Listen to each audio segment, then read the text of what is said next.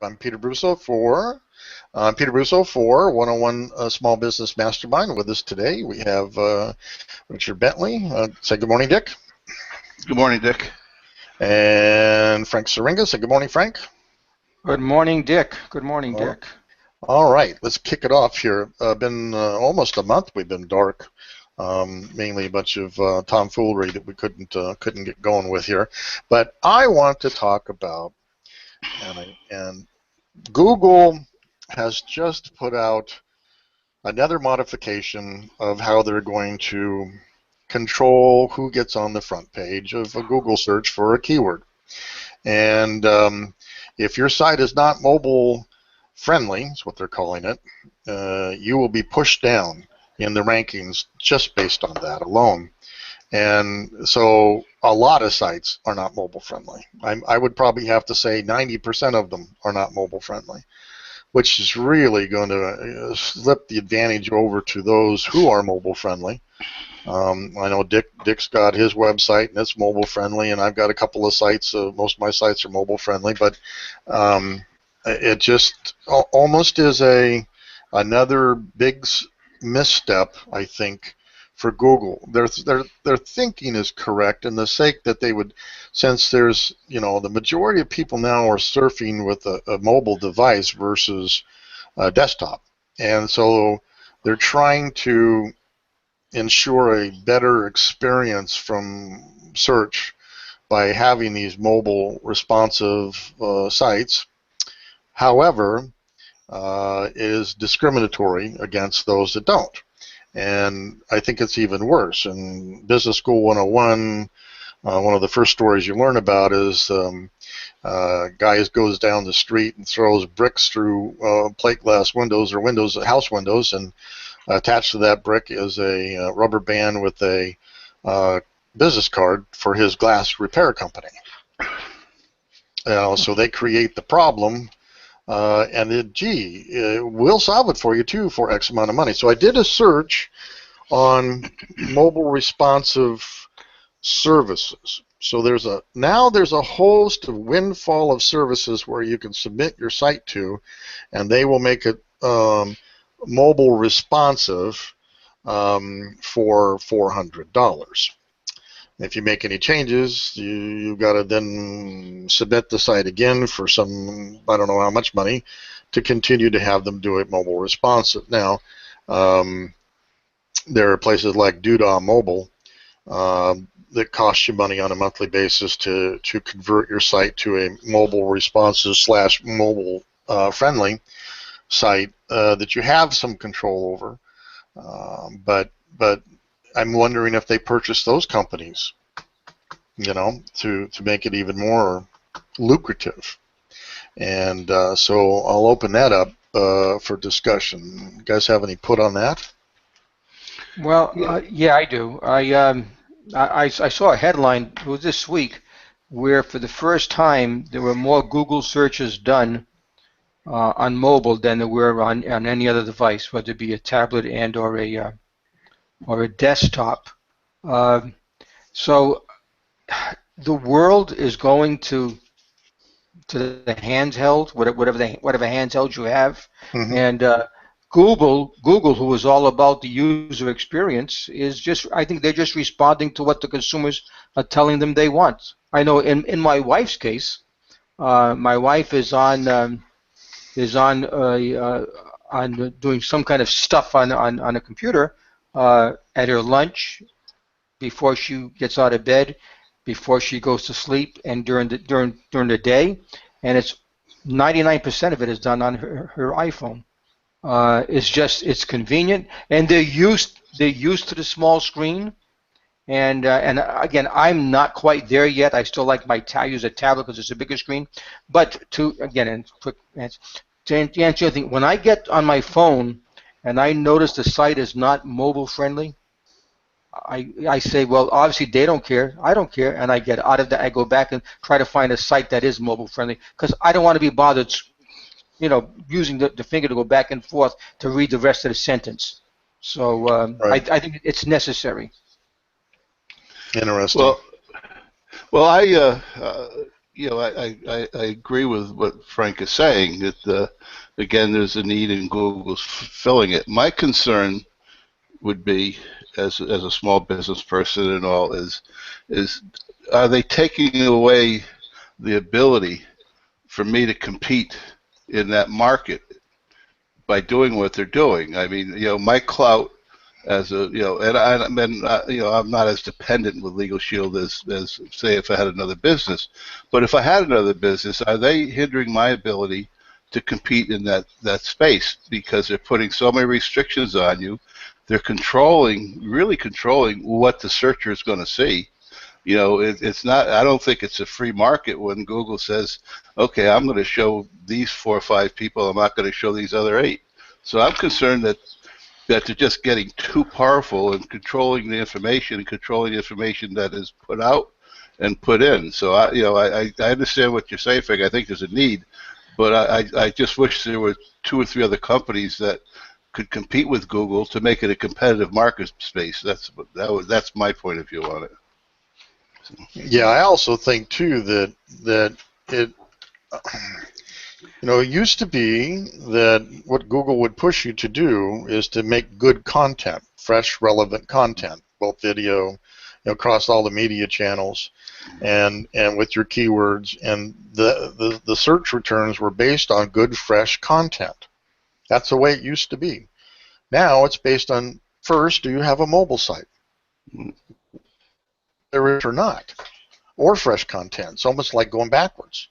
I mean, hey, I'm a web designer, so hey, you want a mobile site? That's an extra amount of money to do that. I mean, I should be really happy for this, but it just kills me to see what they're doing as far as search is concerned. And now, by the way, there's another piece that if you take a look at a search, you used to be at the top for organic search returns, right? And you had ads down one side.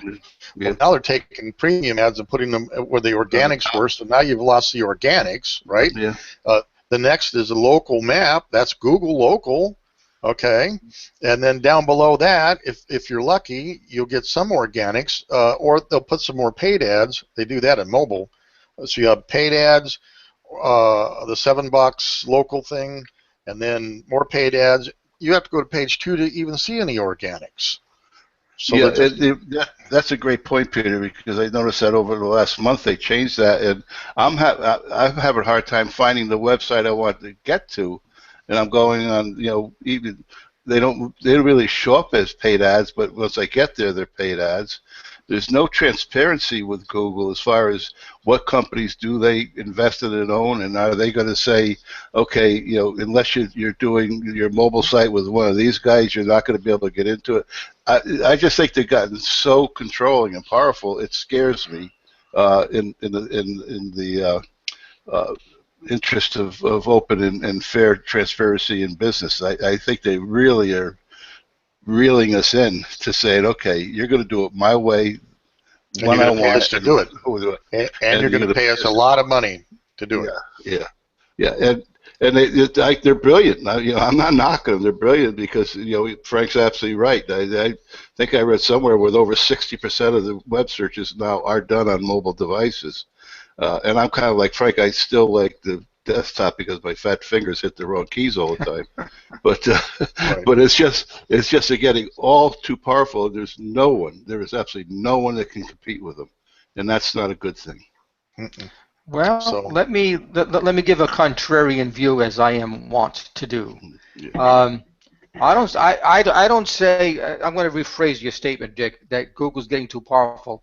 I think the consumer is getting powerful because the consumer is telling Google, hey, unless I can see it comfortably on this little device, I'm not interested. That kind of thing.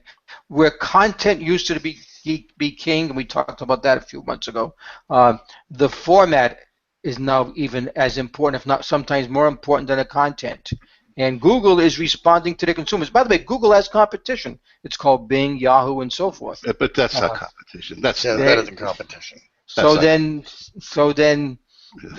go with it. I mean, Google said, hey, my customers, well, my viewers, because the customers are us, my viewers want to look on a mobile site. If it's not mobile, you'll still be listed, but it may be page 2 or page 22. Good luck. Can I just completely disagree with you?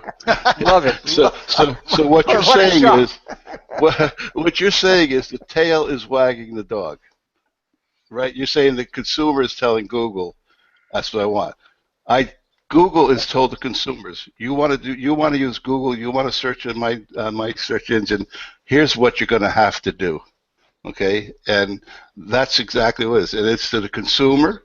They're saying to the consumer, you better get your smartphones, you better get how to use them, because eventually that's what it's going to be. They're telling the people who are trying to be found on Google, you want to be found, you better do this, and even if you do this, you may not be found unless you do bing, bing, bing, and bing, and so the tail is not wagging the dog. The giant is just saying, I'm taking control. That's at least my opinion. Okay. And we definitely disagree.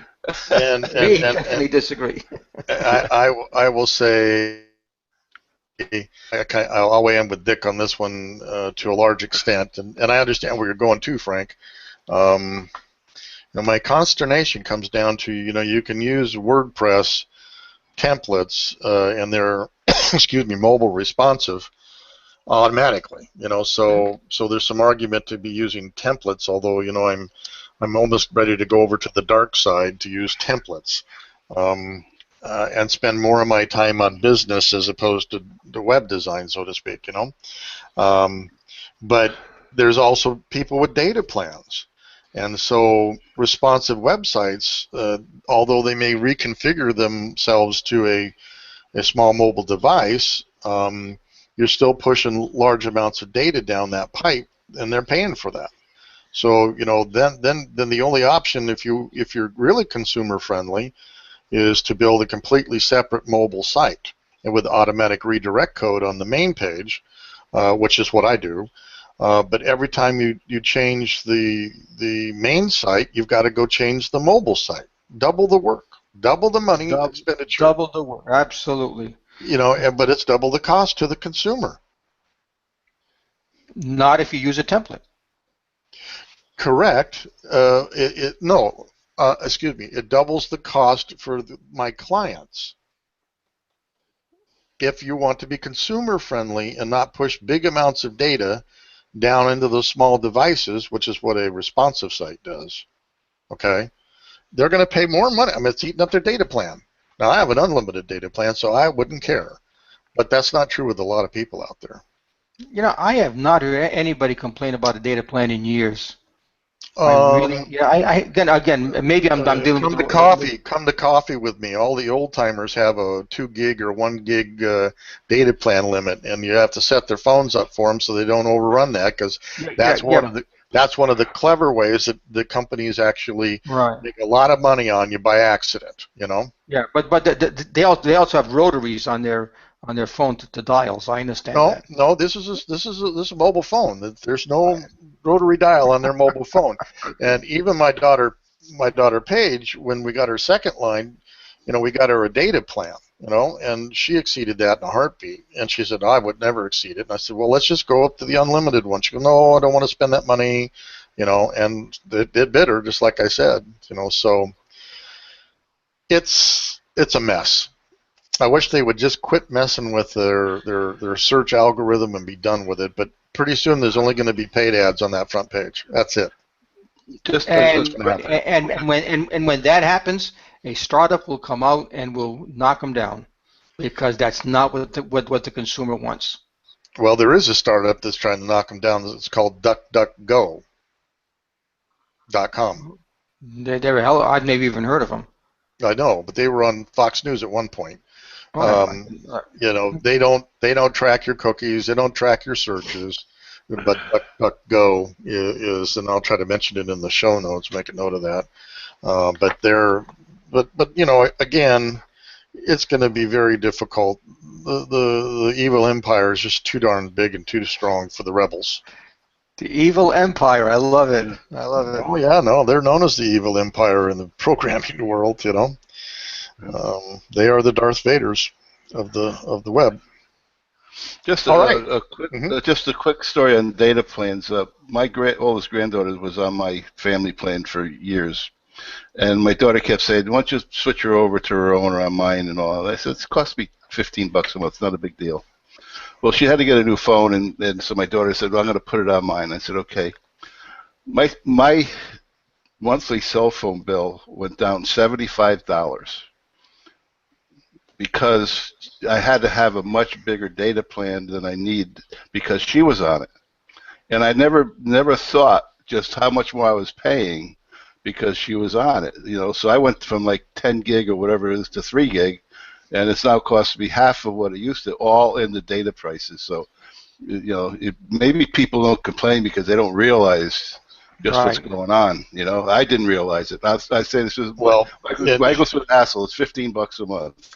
right. Well, it turns Well, out $75 a month. well, the savings, and a lot of the phone companies would rather you not have an unlimited data plan. Right? Yeah. So Yeah. I'll show you. By the way, I'll share my screen. I'll show you DuckDuckGo.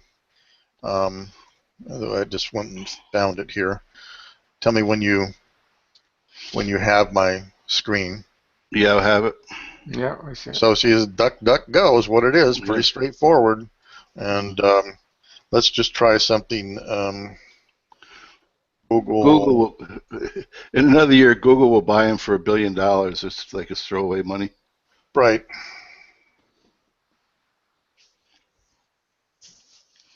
Now this is interesting. This is showing articles for the Google mobile friendly. They do have one ad here, but the rest of this is organics. Mm. Yeah. So you get a better search this way. Matter of fact, just for fun.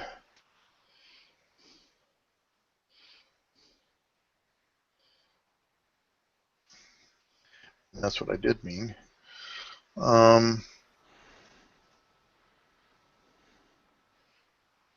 Yeah, so they do have an ad structure here for sure. Yeah, and it's at the top.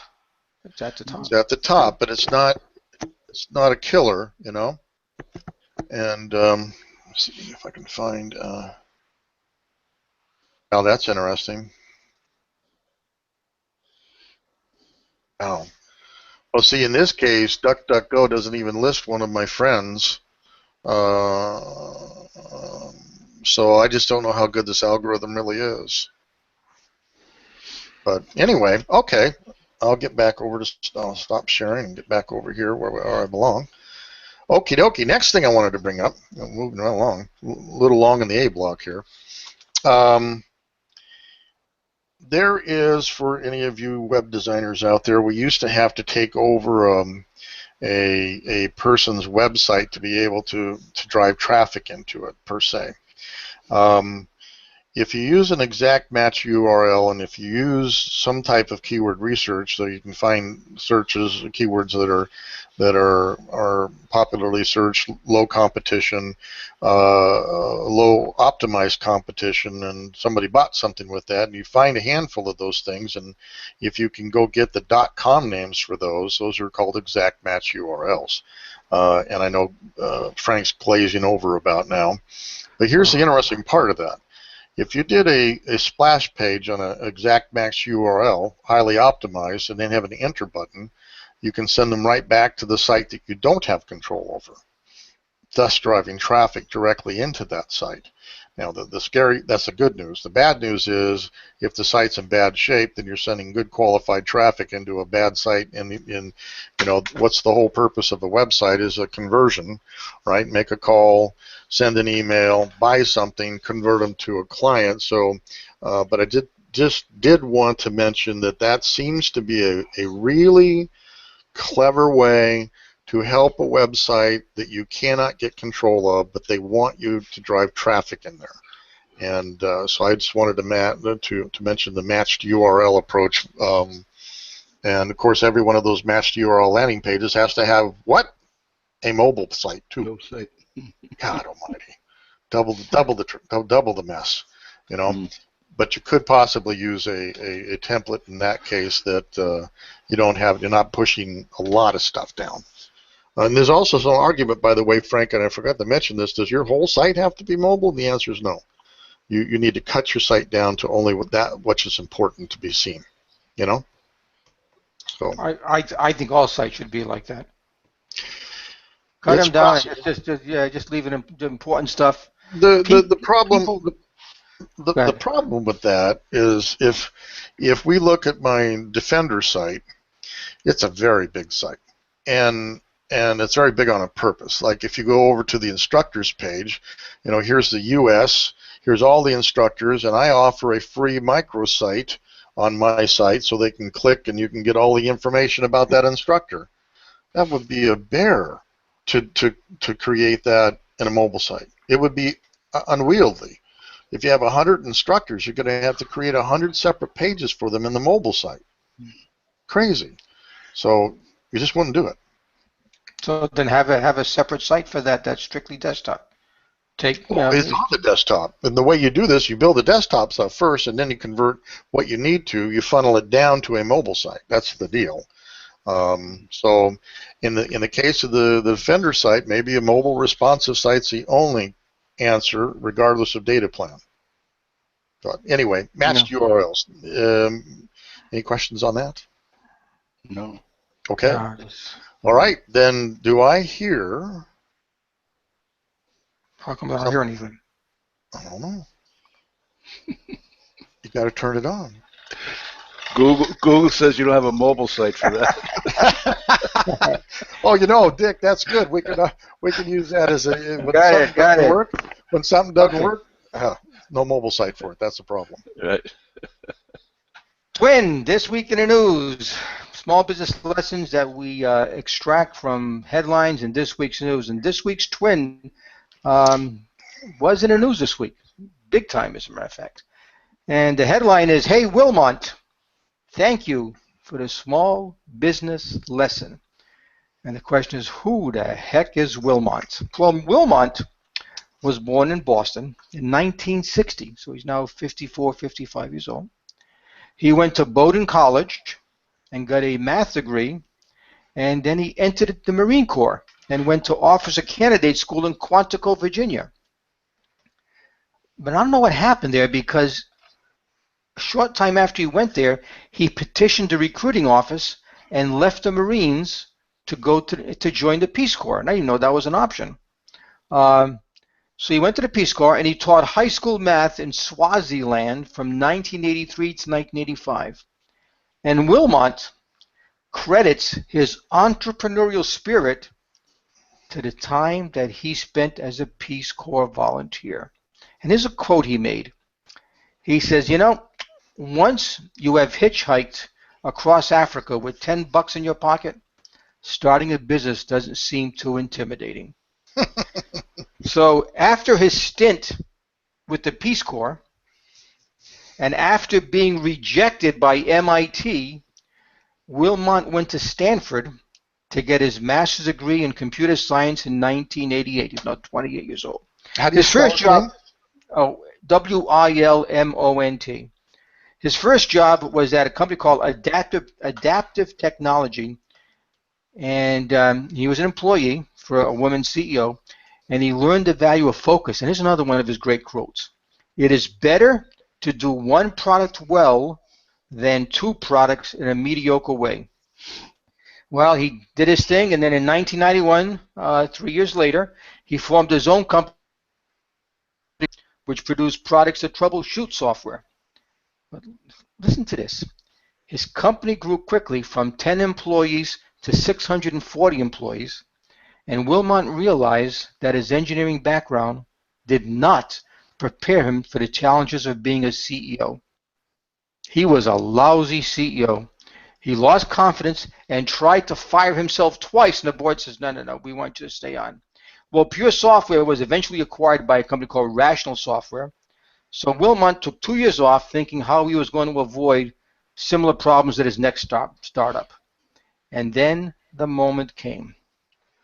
One afternoon, Wilmont was embarrassed because he had to pay a large video late fee because he had misplaced a video for Apollo 13.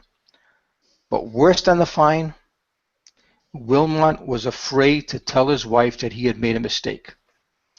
That afternoon, as he was driving to the gym, he was frustrated, thinking to himself, I can't believe I am threatening the integrity of my marriage over something as trivial as a late fee. And he realized the gym he was driving to had a much better business model. He says, I can pay $30, $40 a month and work out as little or as much as I want. And that's when Wilmot had his aha moment. And as they say, the rest is history. Oh, by the way, Wilmot is his real first name, but he goes by his middle and last name. His middle name and last name is Reed Hastings. And Reed copied the gym business model, and in 1997, he created a company called Netflix. And we all know Netflix today. Today, Netflix is in 40 countries. It has over 2,200 employees, and last year, their revenues were $5.5 billion. All because he misplaced Apollo 13 and says, I shouldn't have to pay a late fee. So the biggest small business lesson I got from doing this research on Reed Hastings and Netflix is change the model. One of the best ways to disrupt traditional industries is to change the business model. Traditional companies do things a certain way. You know why? Because that's the way we always do it. How many times do we hear that? Well, when Reed founded Netflix, he had no idea if consumers wanted a monthly fee with unlimited viewing and no late fees. Well, they do. And now his competition called Blockbuster is no longer around. Hollywood Video is no longer around, and Netflix is growing. And oh, by the way, one last sub note: Netflix changed the model again, where Blockbuster and Hollywood Video were pure distribution companies, and Netflix is that as well with their streaming service. They are now a production company creating original program like a show I've never watched called House of Cards, and the House of Cards was just nominated for an award.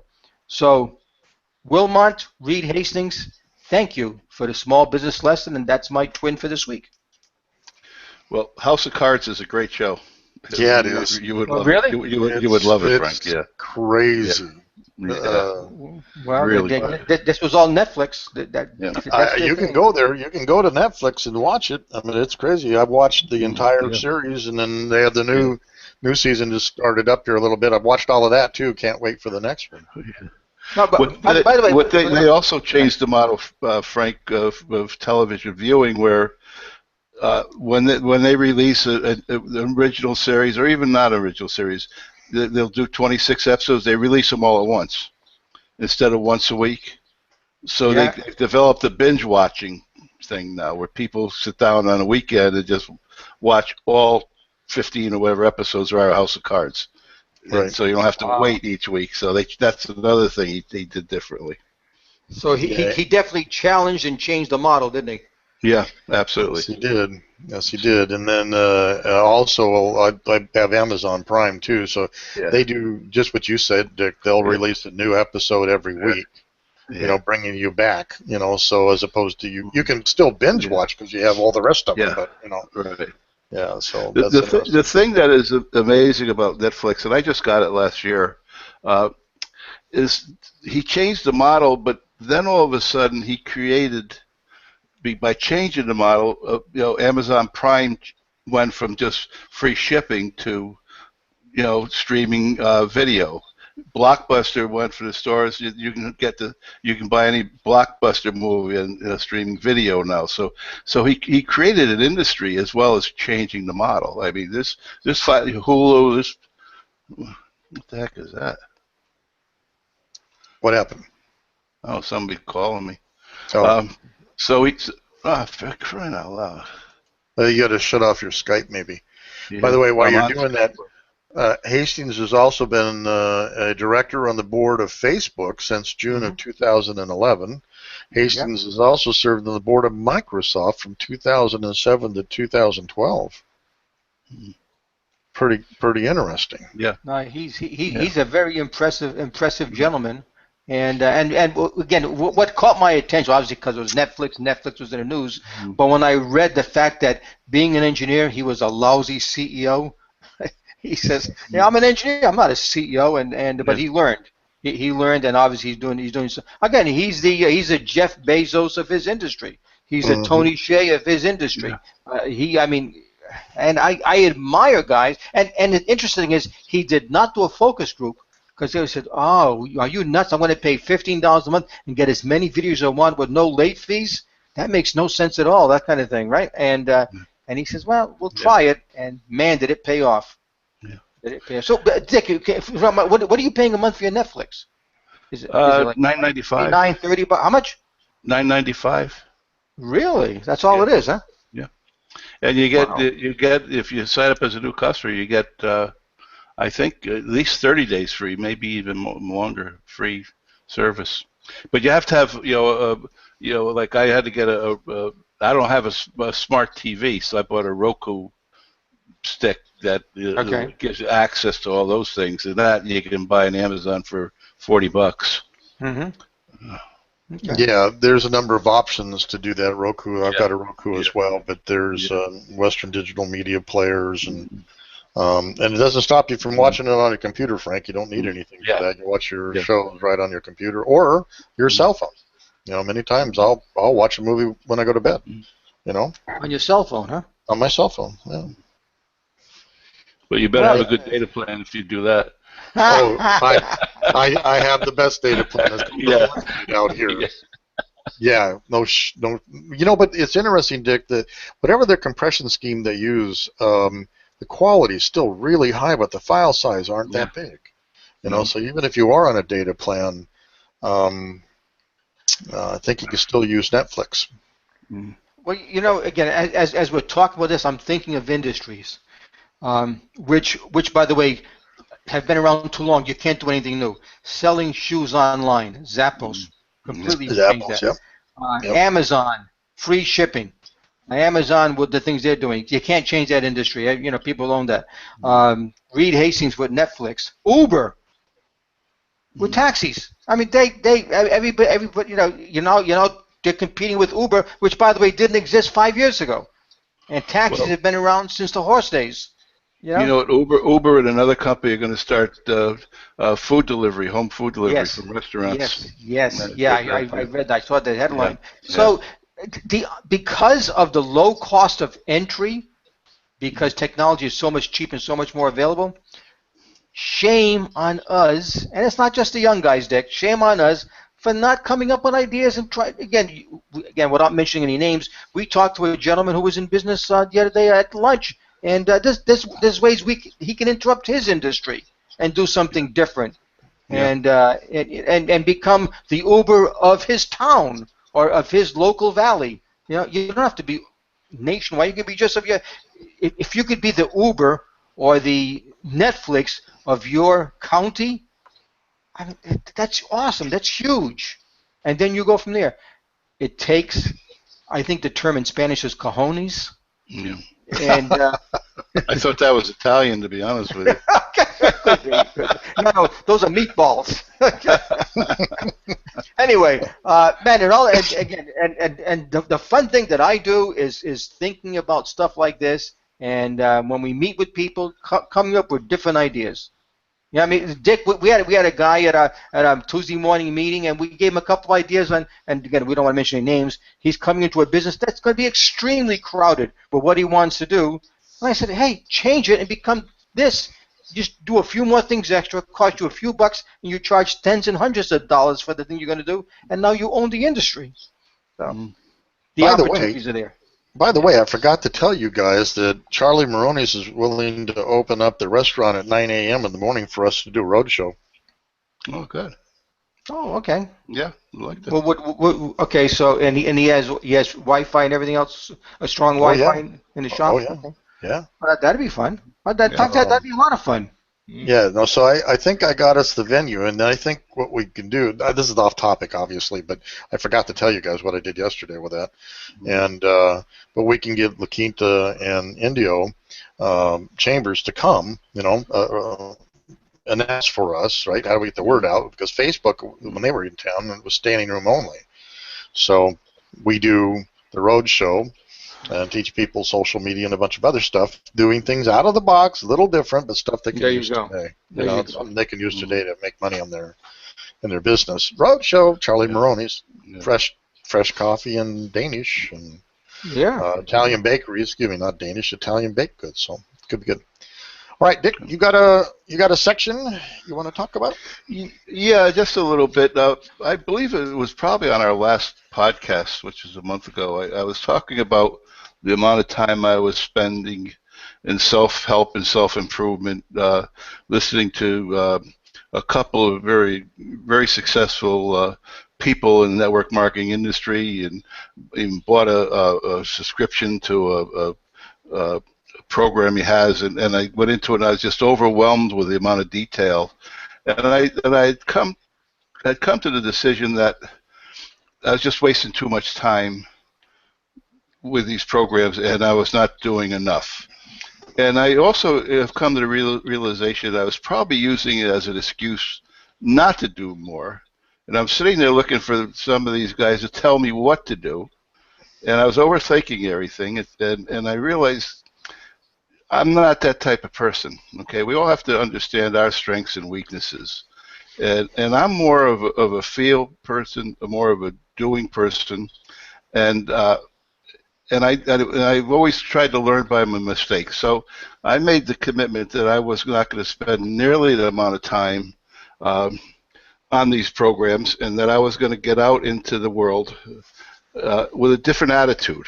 And I think that's one of the important things. I changed my attitude. I tend to I'm not a the glass is half full type of personality, but sometimes I can get to that mentality. So I've changed my attitude about what I need to do, and all, and I'm enjoying what I'm doing. So over the last month, I have gone to quite a few mixers and ribbon cuttings and all sorts of events, and I go in there not to give out business cards or the surfboards that I have, and not to uh, really sell anybody anything. I go in there to meet people and learn about them and listen to them. And I've had a marked improvement in my in my business. I've had a marked improvement in the people I've gotten to know, and I've had people, and Frank has espoused this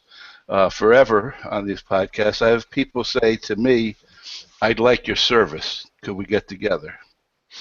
And I've realized that they once they get to know me, if they have a need for my service, they're gonna say, "Geez, I know Dick, and Legal Shield, I need it." If they get to know me, they don't have a need for my service at that time. They may in the future, but they get to know me, and they get to know me as a person, and we build a relationship. We talk about families, we talk about business, we talk about a lot of things. And I've had in the last week, I've had 4 people say to me, "I want to meet you and talk about your business." Some as members and some as potential associates to be part of my company. So I think the lesson I have learned is get out, and which I have been doing, but get out with the right attitude. Get out to meet people. Get out to really, I've redefined in my mind, anyways, not for the rest of the world, but in my mind, I've redefined networking as meeting people and getting to know them, and let them get to know me on a social basis, on a casual basis. And if they're interested, they'll ask me about Legal Shield, either from a business point of view or from the membership point of view. And like I say, I've had 4 people say they want to get together and need my service. I signed 2 of them up. One of the persons, I met him last Tuesday at a Starbucks. I walked in, sat down. I said, "You got any questions about the service?" And I looked over your card you gave me, watched the videos. I want to sign up. So I've come to the conclusion. I think I've made, again, this is for me, but I would advise people who are in business, be it network marketing or any kind of business, don't get tied up in your jockey shorts. Go out and do things. Learn by your mistakes, and and adjust and find out what works best for your business and best for you. We all are different. Frank, as you've seen in these podcasts, Frank and I come at it entirely different directions. Mhm. He's a very successful, bright marketing guy, and I've been fairly successful in my world. It shows you can do it a lot of different ways, but build your strategy, do it, and do it from your personality, and don't sit around waiting for someone to tell you how to do it. Go out and learn how to do it. You make mistakes, you make mistakes. The world does not come to an end. So that's kind of a quick synopsis. Well, I have a question for Dick, Yes. if I can. Yes. I'm sorry, Peter. Now you're going to talk. Your approach today versus your approach 9 months ago when you went to a networking meeting. What's different? The difference is when I went to the networking meeting, at the end of it, I'd come home. My wife always asked me, how did it go? And I said, good. I talked to 3 or 4 people, gave a surfboard. They said I could call them. They did this, and I would consider that a success. Okay. And then I would call, and they wouldn't answer my call. We've been through that. I go now. My expectations is to try and meet and build relationships with people.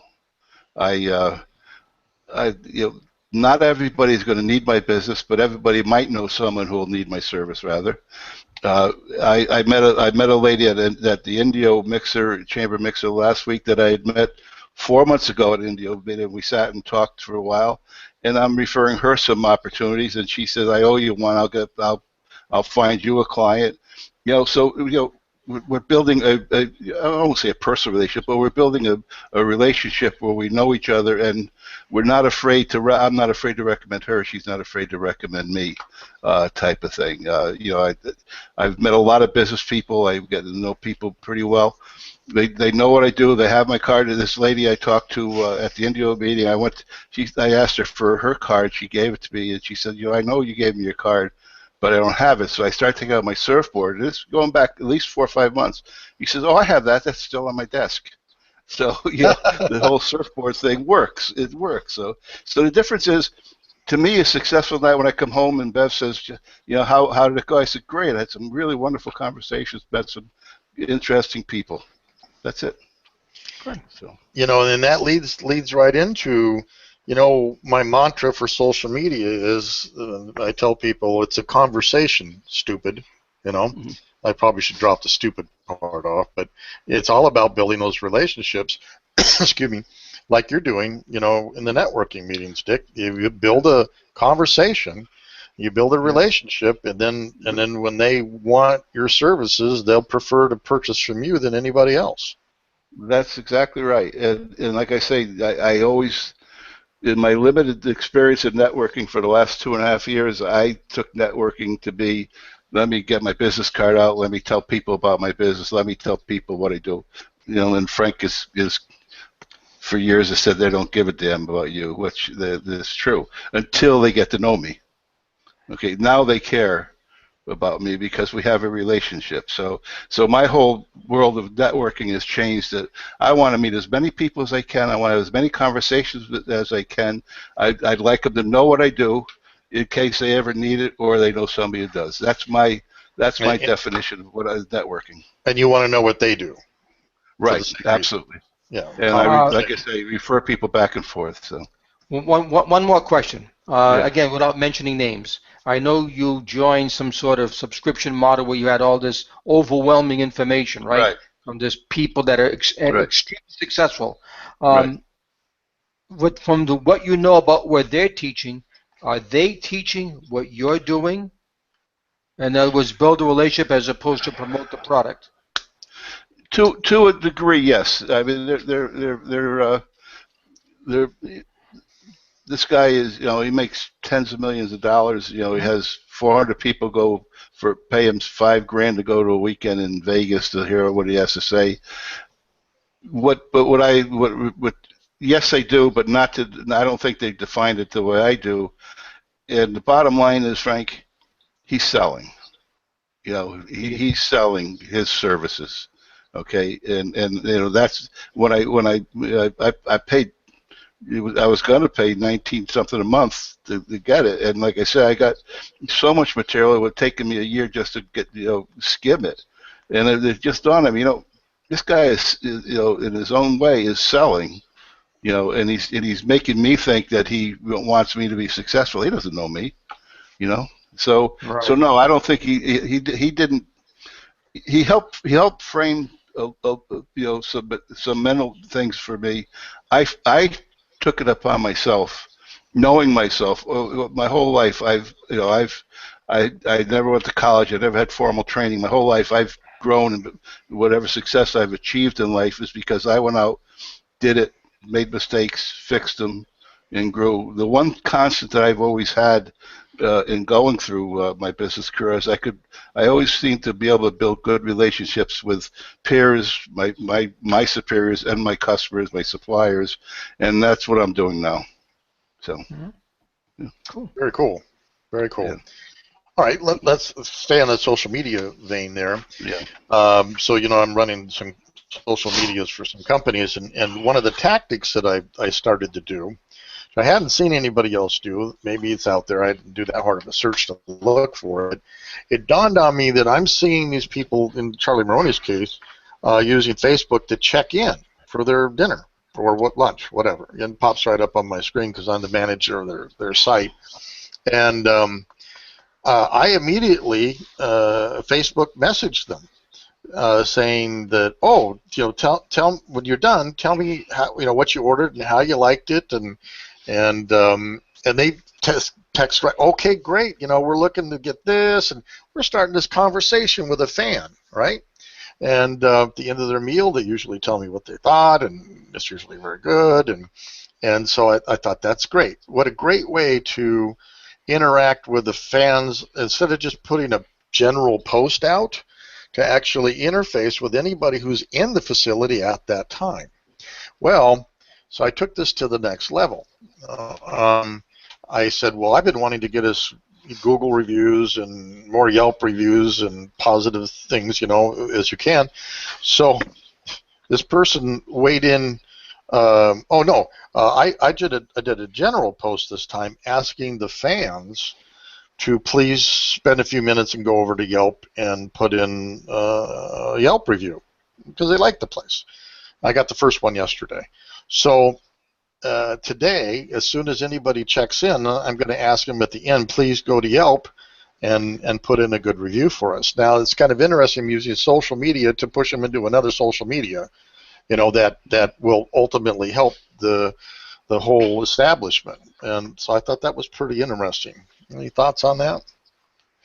Yeah, you said since I've known you, social media is a conversation. I won't say the stupid part, but I was the stupid part. So, and I thought for the last year or so that I was engaging or trying to engage in conversations by liking something or adding a comment or something of that nature. And what I realized, and I start doing just probably last week before, is when someone requests that be a Facebook friend or LinkedIn or whatever. Uh-huh. Mm-hmm. I now send them not through the open comment, a private message thanking them and appreciate them, and I've now got about 4 or 5 conversations going with people. Some on LinkedIn, that one on Twitter rather, that favorited a tweet that I put out yesterday, and I don't know him, he doesn't know me, but we've probably changed 3 or 4 messages over the last day, and we'll probably keep going. And again, I think that's, like you said earlier, Peter, that's the network, the social networking. You've got to have the conversation. So I came to the realization that the reason I wasn't getting conversations going is I never started any, and now that I have, they're pretty easy to get going. Just hope you don't end up with some wackadoo along the way, but they're pretty easy to get going. So. And, that's good. Frank, what do you think of that? Yeah, thinking about that, it reminds me of a TV show that I was very a big fan of. It was called Cheers, and one of the lines is just where everybody knows your name. Yeah. Right. And the reason why that's important is that people want to feel like they belong someplace. So when you Facebook message that, I assume it's a couple that sat down at Charlie, I'm talking down here on the street, sat down at Charlie's and say, hey, I just checked in. You say, hey, welcome. I hope you let me know what you ordered, that type of thing. All of a sudden now they're part of a circle that they were not part of before. Peter, you made them feel important. You made them feel special. You made them feel like you cared about what they were experiencing. And they responded back to say, I'm going to order this. And all of a sudden now they were sitting at a bar stool at Cheers because you knew them. Now, you don't know their names, but you didn't ignore them. You acknowledged them, and you welcomed them. And what a difference that made. I think it did. I mean, you just got to think about this. You know, if you're going to take the time and do a Facebook check-in, Facebook's pretty important to you, you know, in your life. And Right. and to have somebody who's just on the other in cyberspace, I am, you know, pop up on your phone saying, "That's great, you checked in. Let us know about how you like." Wow, in real time, it is a mind blower, I think, and it may be a And, completely new way to help companies with their social media and their reputation. and when that person or that couple is at a party or at a barbecue or whatever, I say, you never guess what happened. I was at Charlie Marone's the other day. I said, I'm just checking like I do just to let my friends know. This guy or this person says, hey, let me know what you think of the food. I see what you get. And all of a sudden now, you're no longer just a customer sitting at a table that you're going to pay. You're now a person. Um, they matter. They're not just a number. They matter because you asked them their opinions on a Right. device that they told you they had and that they respect and that they use. So Peter, I just think that's brilliant. I think I that's wonderful. I thought it was pretty darn clever myself by accident. I'm Yes. sure somebody's thought about that. All right, next thing I wanted to talk about is, you know, we had a nice lunch the other day together at the Entrepreneurs Club of the Desert, and one of my favorite guys was there, friends of mine, and I kept harping on him. It's about leadership in a business. You know, if you're not a strong leader, your business is just not going to grow well. If you leave it up to minions, so to speak, that's the wrong word to use, but you know, other people who they don't own that business, they're not as motivated as you are or should be. And I, I, I really want to start. We ought to start looking at businesses that are having trouble. Let's look at the leader. I think it's systemic that they don't know how to lead, and they don't know how to set tasks and organize to follow things. And I mean, you know, I was even talking with, you know, with a restaurant friend of mine, and I said, "Are you training your people to upsell?" No. Why not? Don't know. You want to make more money? Teach them how to upsell. Teach them how to. And I happened to be in a sandwich shop with another friend of mine, and this guy comes in, and I immediately mentioned to him this is the greatest sandwich shop in town, and if you know, hey, you know, you ordered a sandwich, and I said, why don't you buy a second one to go for dinner tonight or a friend, you know, at a 30% discount. Now he did. It's like, okay, you know, but here I am trying to show how you can upsell, and also do your clients a favor because the second sandwich is good when you want it. And but it's about the leadership or lack thereof. And I think if you look at the group, the Tuesday morning group, it's the leadership issue. What do you think of that, Frank? Yeah, it Or is. Ned? It reminds me. My younger daughter is